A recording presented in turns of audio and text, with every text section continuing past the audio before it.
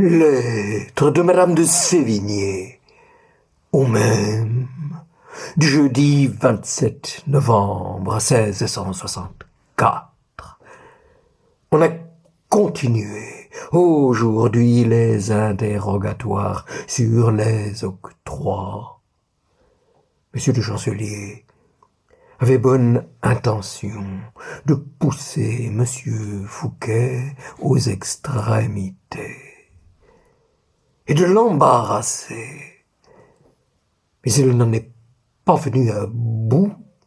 Monsieur Fouquet s'est fort bien tiré d'affaire et il n'est entré qu'à 11 heures, parce que monsieur le chancelier a fait lire le rapporteur comme je vous l'ai mandé.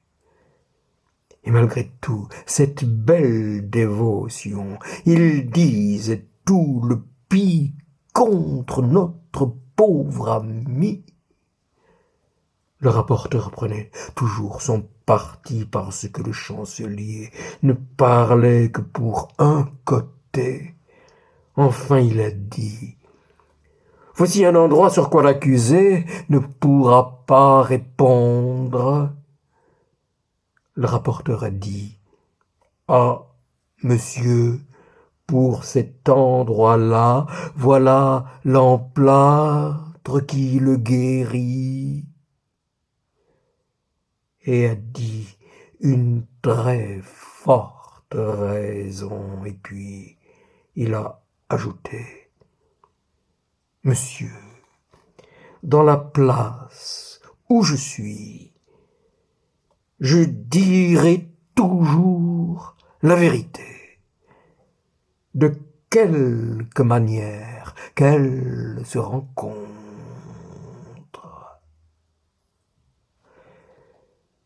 On a souri de l'emplâtre qui a fait souvenir de celui qui a fait tant de bruit.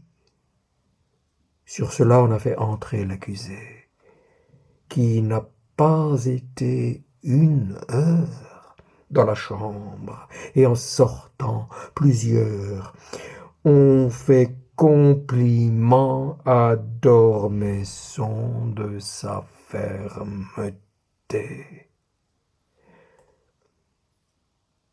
Il faut que je vous conte ce que j'ai fait. Imaginez-vous que des dames m'ont proposé d'aller dans une maison qui regarde droit dans l'Arsenal pour voir revenir notre pauvre ami. J'étais masqué. Je l'ai vu venir d'assez loin. Monsieur d'Artagnan était auprès de lui.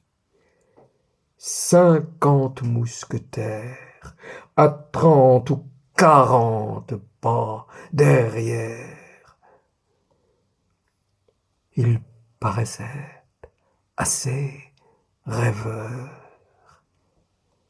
Pour moi, quand je l'ai aperçu, les jambes m'ont tremblé et le cœur m'a battu si fort que je n'en pouvais plus. En s'approchant de nous pour rentrer dans son trou, Monsieur d'Artagnan l'a poussé et lui a fait remarquer que nous étions là. Il nous a donc salués et a pris cette mine riante que vous lui connaissez. Je ne crois pas qu'il m'ait reconnu, mais je vous avoue que j'ai été étrangement saisi quand je l'ai vu entrer dans cette petite porte Si vous saviez combien on est malheureux quand on a le cœur fait comme je l'ai, je suis assuré que vous auriez pitié de moi. Mais je pense que vous n'en êtes pas quitte à meilleur marché. De la manière dont je vous connais, j'ai été voir votre chère voisine. Je vous plains autant de ne l'avoir plus que nous nous trouvons heureux de la voir. Nous avons bien parlé de notre chère amie. Elle a vu Sappho, qui lui a redonné du courage.